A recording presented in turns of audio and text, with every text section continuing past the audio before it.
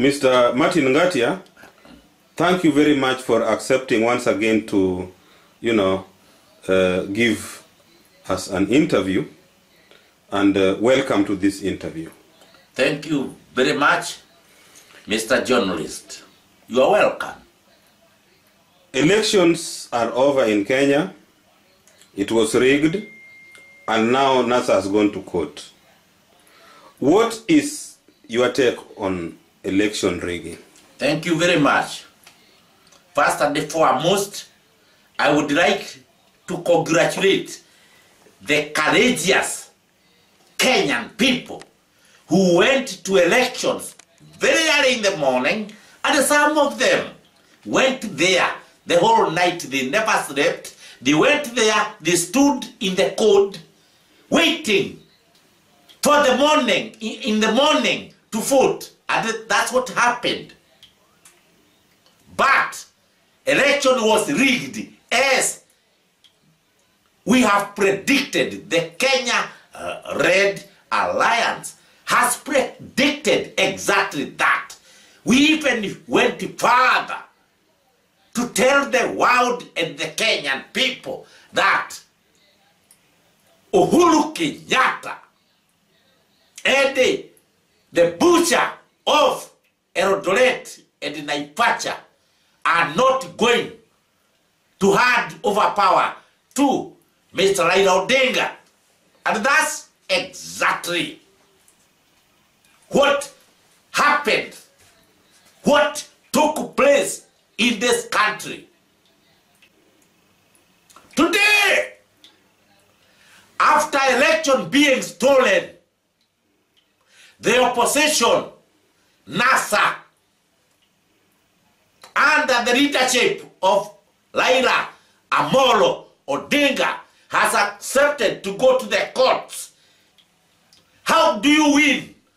Or how can one win in Adolf Hitler court? All it means court. No way, it can never happen, and it has never happened in all capitalist countries where the system is rotten. Nobody can win in such a court because it is compromised.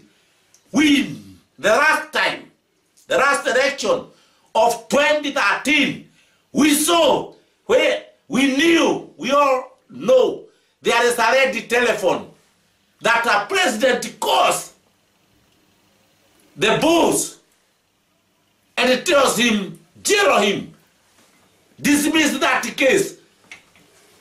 So, today, going to the court was just formality.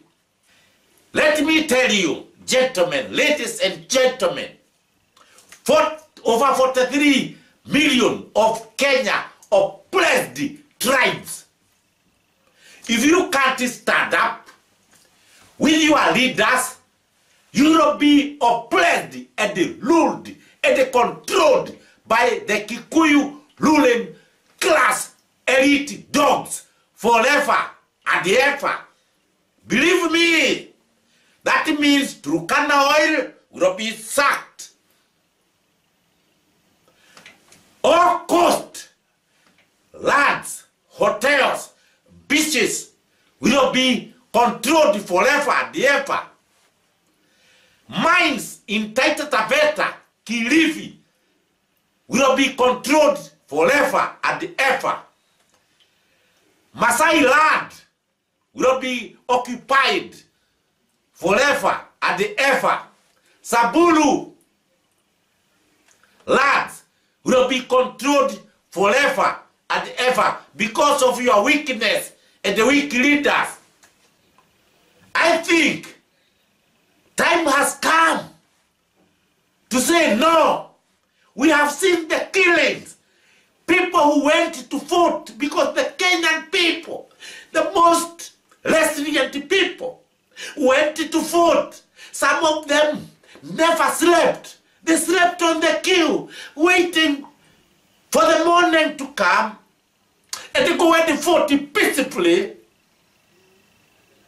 And that's what we saw and we witnessed.